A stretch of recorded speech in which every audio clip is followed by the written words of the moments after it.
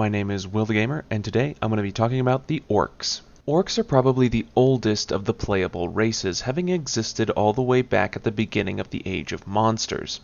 To survive this harsh age, they developed extreme reproductive capabilities. An orc litter can be anywhere between 5 and 10 baby orcs. During this period, the mother will be incapacitated for a period of 3 months when she gives birth. This is an incredibly fast growth period, and their growth will only continue to be fast as they get older.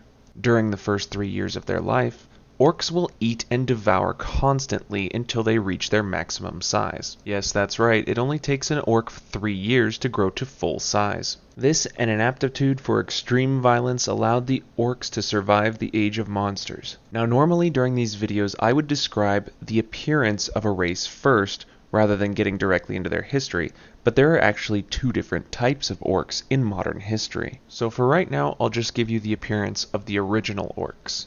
Orcs stand between 5 and 7 feet tall, depending on how old they are. Their skin color varies depending on the region that they come from, green being from a jungle, and white being from a snowy tundra. There are also red, brown, yellow, and even blue orcs. This was because during the Age of Monsters, having a similar skin color to your environments would help you survive, similar to camouflage. They have a humanoid body figure with muscles that become bigger the older they get. Generally speaking, a orc will reach its largest size around 10 years old and die at about 15 to 20. From 3 years old to 10 years old, their growth will be much slower than earlier. During this time, they'll be fighting other orcs around the same age as them. Oftentimes, these fights are to the death and will determine who becomes a war chief or even gets a mate. While orcs do have a certain semblance of intelligence, it is not higher intellect, and they're more akin to animals than anything else. And this was the male variety of the original orcs. The female variety is quite a bit different. Female orcs generally stand between 5 and 6 feet tall and do not grow the muscle mass that their male orc counterparts do. They also have 8 breasts for feeding and very wide hips. On top of all this, it took much longer for a female orc to reach breeding age and also full size, this process roughly taking about 5 to 7 years. And on top of that, only 1 in about 50 orcs are female. This means orcs are highly protective of any female orcs within their tribe, and while it is usually only the orc war chief of a tribe and his most elite orc bodyguards that are allowed to breed, it is the women of the tribe who ultimately decide its fate. And while the orc women may not be as strong as the men, they are just as warlike, sending their sons off to battle constantly. So with their appearance out of the way, let's talk about their society before we get into the greater history of the orcs. At the top of any orc tribe is the war chief and all of his elite bodyguards. The war chief is usually the biggest, strongest, and generally the oldest orc within the tribe. He will be constantly challenged by younger orcs until he is finally killed. Being the strongest orc in the tribe, he is usually picked as the one that all the females will breed with. Any females he does not wish to breed with, he will pass off to his bodyguards. However, this is the extent of his power, as he is not allowed to decide when the orcs will go to war. Since the women are the ones that give birth to all the orcs, it is them who will decide their fates. Thus, the war chief must ask the council of matriarchs to go to war. However, for the most part, they won't disagree with him, and will generally just go to war whenever he wants to. Now below all this is the rest of the orcs. The younger orcs must listen to literally everything the matriarchs tell them to do. The matriarchs holding complete power over everything in daily orc life. Orcs are carnivorous, so they can't eat any kind of plant life without getting sick. This generally means the younger orcs will be hunting and herding animals. Younger orcs will band together and try and hunt down any creature they think they can kill. If there is no easy prey to kill in the area, they will generally herd gahorn. A gahorn would be similar to a very large bison. Once they get to be about, I'd say 5 to 7 years old, the young orc warriors are going to want to go fight something. Generally speaking, the war chief will find another tribe about the same size as theirs and go tell them they're going to fight. The 2 orc war chiefs will get together and formally declare a clan war. This is seen as bonding between the 2 clans, and they cannot take another clan war while they're still in one. These clan wars will consist of a bunch of pre-planned battles between the 2 of them. And they do all this to honor their war god. While the orcs do believe in other gods, the war god is their most prominent one, and it is the war god's Valhallan-like realm that all orcs seek to achieve. It is said, however, that you can only go to this paradise if you defeat your Renhoft. This is the person who is quote-unquote destined to defeat you. The reason the war god wants you to defeat him is because he is mortal enemies with the god of destiny. However, should you fail, you will simply be reborn as another orc to try again. For this reason, orcs find war to be the greatest purpose of life, and they honor their enemies with it, be them orc or otherwise. Now, should the clans need to unite to fight an even greater enemy, they will make what is called the Council of Warlords. All the war chiefs of all the different tribes will become warlords on the Council of Warlords, who will then elect a High Warlord. This is generally by fighting each other for great periods of time to decide who is the biggest and strongest. This High Warlord will then lead all the clans together in war. They see this as an opportunity to gain glory and honor while also showing off to the other clans. Now there is only one other aspect of Orc Society that I haven't talked about, and that is their belief in Shamanism. It is said that only 1 in every 10,000 orcs is born with the ability to manipulate mana. These orcs are sent off at birth to go live with the trolls.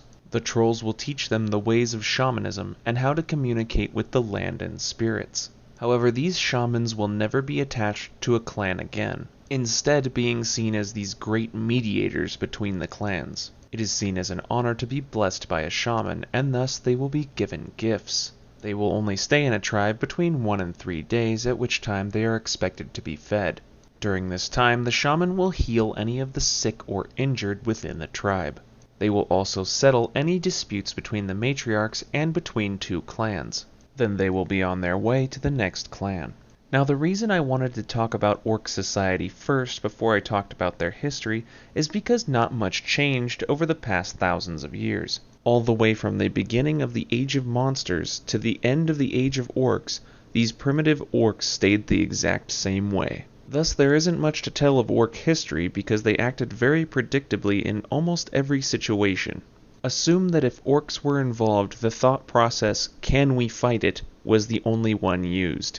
Now this lasted all the way up until the end of the Age of Orcs, where they realized that they were animals in a trap. Impenetrable walls the size of mountains surrounded them, and for once, they couldn't fight it.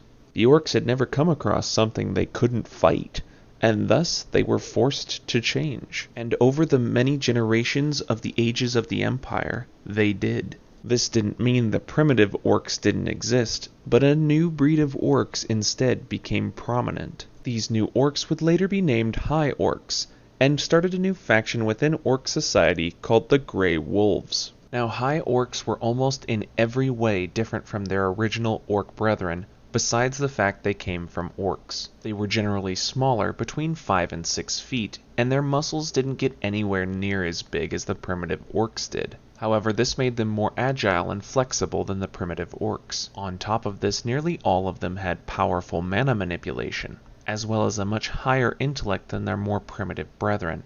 There were some downsides, however, to all these advantages. You see, it took much longer for a high orc to develop than it did for a primitive orc, taking anywhere between 10 and 15 years. This did mean that high orcs generally lasted about 50 to 60 years, however. High orcs could no longer breed with primitive female orcs, however, and female high orcs were much different in size and shape than the female orcs of the primitive variety. High orc females were much more slender in tone than their primitive counterparts. They only had 2 breasts for feeding, and they usually only gave birth to 1 or 2 high orcs at a time. It also increased their muscle mass, giving them the ability to fight in combat just like the other high orcs.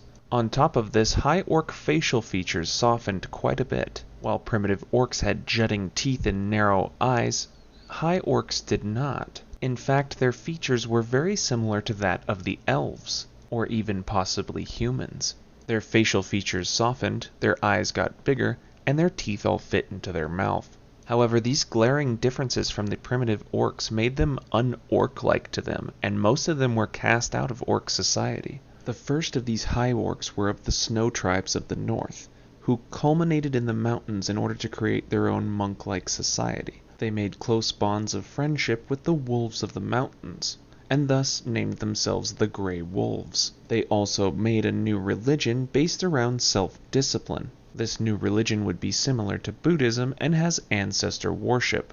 They also worshipped all the old gods of primitive Orc society, however they worshipped them in new ways. All the gods were equal in their eyes and they developed complex rituals to worship all of them.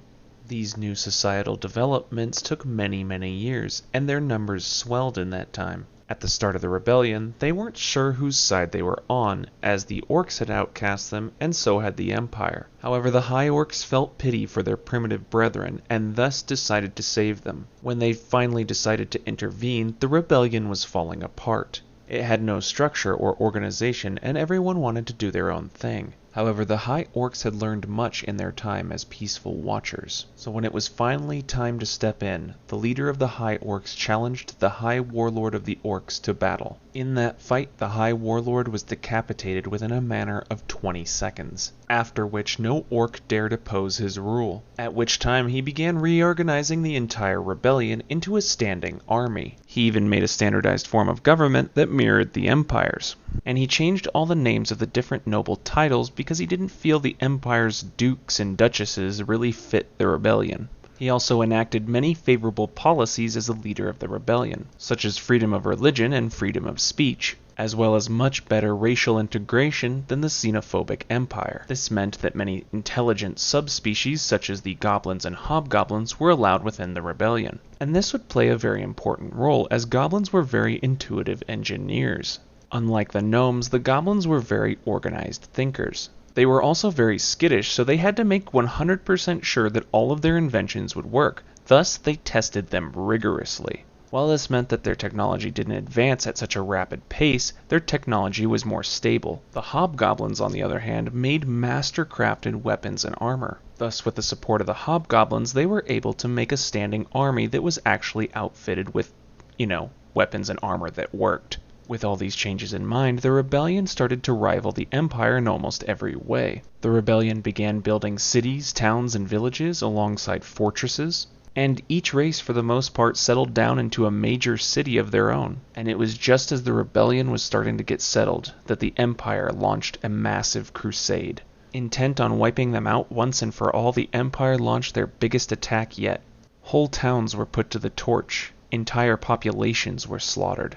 However, despite their initial setbacks, the rebellion actually managed to make a counteroffensive. After the Empire screwed up a bunch of major land battles and were destroyed out at sea, they had to retreat.